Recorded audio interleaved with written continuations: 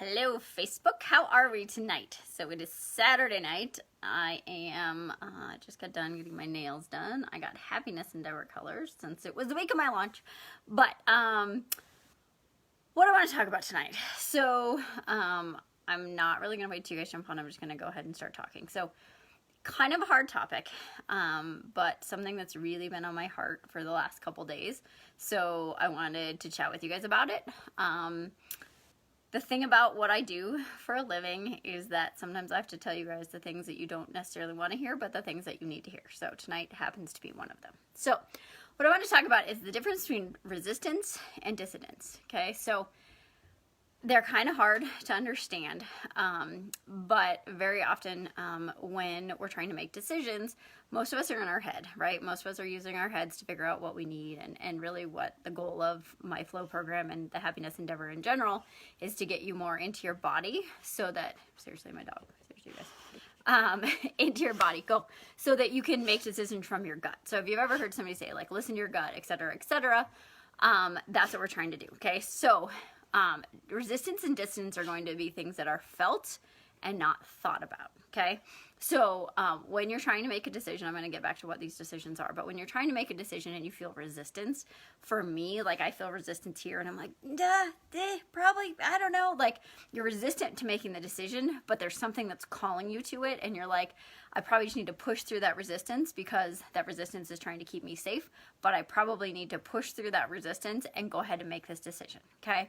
So for me, resistance feels like excitement, anxiety, like that tingliness in my chest that, like, oh, I don't know, but, like, I really want, oh, I should, maybe I shouldn't, right? To me, that's how resistance feels.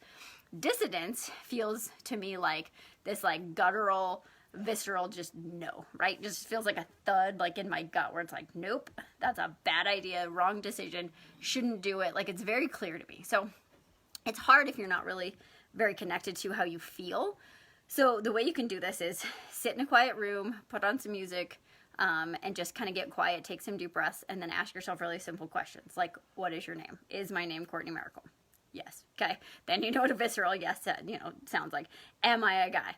No. Okay. Visceral, no. Right? And so then you can start to feel like, what is a visceral yes? What is a sensation your body gives you when something is a yes? And what is a visceral no? Okay. So it's something you have to work through, but I can almost guarantee that almost everybody's made a decision where you're like, my gut just told me, right? So that's visceral yeses, when you're like, my gut instinct, my heart, my soul, whatever, like, making decisions from that place. That's what a visceral decision is, okay? Whereas most of us, like, you have sensations coming to you all the time, okay? So you have sensations coming from your soul, from your highest self. You have sensations coming from your body, and then you have or signals coming from your brain, right? But most of us are really, really, really, really good at listening to our brain. And I've said this before and I'll say it a million times, our brain is rooted in fear and our brain is rooted in survival. So if the only thing we ever listen to is what's coming out of our head, then very often we're not listening to the things we need to listen to. Okay, so that's the difference. So resistance is something where you're like, yeah, I don't know, but you still have this, like, I can even feel it when I say that, like, you get like butterflies and you're like, I don't know, should I do it, should I not? Where dissonance is just this, like, solid gut instinct no, right? So what I really want to talk about tonight is I've had a handful of you, and you'll know who I'm talking about, and it's okay, I love you guys, that have asked about the flow program. So if you've asked about my flow program, there's something that's calling you to that program, right? You would not have inquired about it if there wasn't something that was calling you towards it, right? And then you've said back to me, mostly it's a time thing. For some of you, it's a financial thing, and that is what it is, right? But it's like, I don't have time. I don't have time to do this. I want to be able to commit fully. I don't want to feel like I'm overwhelmed, blah, blah, blah. And it's not blah, blah, blah. I didn't mean it like that. But, like, that's what you're saying. So to me, you guys, and I can't make the decision for you, but I feel like if I don't put this out there, I'm doing you guys a disservice, okay? So that to me usually is resistance, right? When you're like, oh, I don't think I can do it. I probably shouldn't do it, right? Like, that's getting in your head and telling yourself that you don't have time, you don't, whatever. And here's the thing about time. None of us have enough. You will never be able to get more until you create it, okay? So I want to tell you guys my story. So when I started my program, we had 3 businesses and 2 little kids. Like, I wasn't sleeping, but I was so stressed out in my life that I was waking up at 2:30 in the morning, worrying about things, worrying about just, you know, life and business and kids and finances. And like, I was in a bad place. I was in overwhelm. I was stuck in the struggle, meaning that I felt like we had to be working all the time. All I was doing was worrying. I was super stressed. I was frustrated with just a lot of things that were going on in our life. And I didn't know any other way. I didn't know a way out. I just was like, this is our reality. We have 2 little kids. We have 3 businesses. Stuff has happened. We're stressed, whatever. So when I joined my program, my program was a significant investment, that I didn't have. It's a pretty decent time investment, like 5 to 7 hours a week, which I did not have. And when Sam asked me, like, hey, do you have time for this? And I was like, nope, but I'll make it. And she said to me, yeah, when things are a priority, you make the time. So for me, it was like, I did not have time. I had to make time. And making that time let me understand that you don't have control of anything. And I remember, and I probably talked about this before, but I remember Sam saying, in one of the first things that we did, she said, you can't control anything. And I was like, wait, hold up. I control everything. Like, I need to have control, right? Like, I need control. And I had a hard time. That did not sit well with me. And so what she went on to say was that you can't control anything, but you can create everything. And that didn't make sense to me for a week, a couple weeks, maybe a month. And I was like, okay, no, I was resistant to letting go of that feeling of control. And once I realized that if I let go and I accept that everything's happening for me in perfect timing, and that I can create how I feel, how my world works, I can create everything changed. When I wasn't trying to control things and I was actually I was creating them, everything changed. So for me, with 2 little kids, Sky and I still sleep in one bed, Brandon and Carson sleep in another bed. I have no time. When I I have no time to myself. When I get out of bed, Sky gets out of bed. So when we started with meditating, and I didn't normally do that. I didn't have that kind of morning routine. I would wake up and I would go right to work. I'd go right to the hustle, right to the stressed out, whatever. And there was times, you guys, I got up at 2:30 in the morning to go work because laying in bed thinking about them didn't do me any good. So when we started, it was like, okay, you have to meditate, which is be in a quiet place and try to turn your brain off, which I was like, that's not gonna happen for me. So it was hard and I struggled with it, but I did it. I was like, okay, this is part of what I need to do. And as I went through that, I started doing moving meditation so that I'm actually stretching and meditating and breathing at the same time. And then I'll sometimes do just straight breath work where I just sit and breathe, which has been so amazing. But what I realized was that by doing that, I was creating a state change. So I was going from overwhelm, I was going from struggle, and I was actually bringing some stillness into my life. I was bringing some slowness into my life. I was creating time, and I was creating a different feeling in my body that I had never had. And when you're trying to control everything, you're never going to have that feeling. So my point is, you guys, is that nobody has time. You have to create time.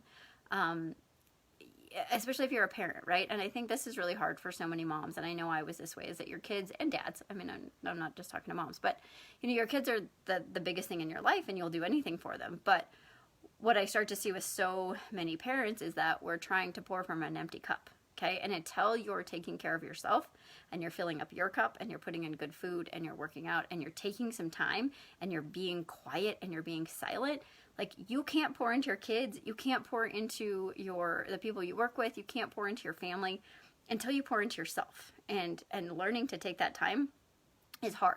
But until you start to create time for you and you start to pour into your own cup and you start to look at what's going on with you, you're never going to be able to pour into anybody else's cup. So if you've thought about my flow program and you're like, gosh, I'm drawn to it, there's something that's calling you to it and you're resisting it because you don't have time, I want you just to sit and really think, is it that you don't have time? Is it that you don't have money? And maybe it is. Maybe it's really it's a visceral no for you, and that's totally fine. But if it's not, and it's just resistance, I want you to really lean into that and see, is it resistance? Am I resisting this because I know I need it? Am I resisting it because maybe I'm scared? Am I resisting it because I don't want to go there? Because trust me, I did that. I didn't want to go there. I was like, I don't want to know why I've been, had these issues for 20 years. But as soon as you do, it's so much better, you guys. What you resist persists. Okay? What you resist persists. If you try to just keep stuffing it down, it's never going to go away. It's never going to get any better. And if you are in a place in life where you don't feel like you have 5 minutes to yourself, then you need this even more than anybody, because you have to create that, because it's not going to get better. Chaos is just going to get worse. Overwhelm is going to get worse. My dog doesn't think this is a good choice. Like, it's not going to get better on its own. You have to make it get better. So if you ask me questions about the time of the program, it's mostly on your own time. It's going to be taking 5-10 minutes a day to get quiet, to get into your thoughts, to start looking at stuff. We have one call a week that's not mandatory, but will definitely be helpful for you. Make the time.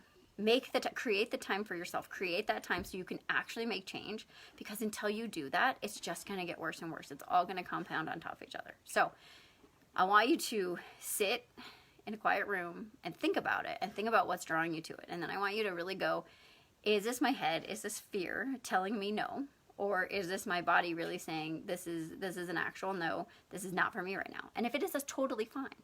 But I want you guys to ask yourself those questions, like, what's calling me to this? And what's stopping me from this, from flow, or from anything. But I've heard that so many times, and I'm like, I know that feeling because I was there. I was like, I don't have time. I don't, like, whatever, my life is chaos. But once you learn to create time, everything changes. And that's the thing that's so hard to unpack for you guys, is that it's a feeling. It's a feeling of calm. Like, I'm still as busy, if not, well, I'm more busy now, because now I have a 4th business. Like, I'm more busy than I ever was. But the feeling I have is peace. I can clear my energy from one space to the next. I can actually work and focus and be present and be a better mom. I mean, that's the other thing, you guys. If you're a mom and the thing that's pulling you away from this is that you want to give all to your kids, you need to give to you. And so for me, I knew that I have 2 little girls, right? I knew I had a body image issue. I knew I had an eating disorder. My biggest fear in life was passing that on to them. So if you're stuck in overwhelm and you're stuck in struggle and you're in that place, like, your kids are learning it. And it's not what you're saying. It's just how you're being. Like, we all pick up on that. We all have that from growing up. Like, so my advice to you is that be very, very aware of what you're teaching your kids. Like, I literally am like, oh my gosh, what am I doing to my kids right now that they're going to have to get over? But we're all doing the best we can. But know that your kids are watching. So they feel your energy, they feel your stress, they feel that. So if you can start to teach them the calm and the understanding and the love to themselves, they will be in a way better place in life, right? Like, so anyway, that's my thing. If you're thinking about flow and you're feeling resistance, I will totally jump on the phone with you. We can chat about it.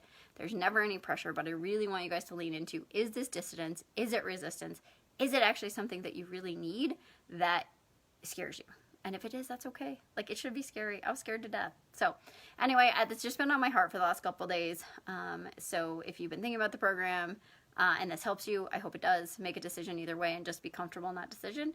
And if you have other main decisions in your life, this is something that we're going to learn to go through in flow, is how do we actually listen to our visceral cues, and how do we get out of our head and stop letting fear run our lives. So anyway, I hope you guys are having an awesome Saturday. Sorry, it was a little bit deep for Saturday night, but thank you all for jumping on. If you have questions, let me know.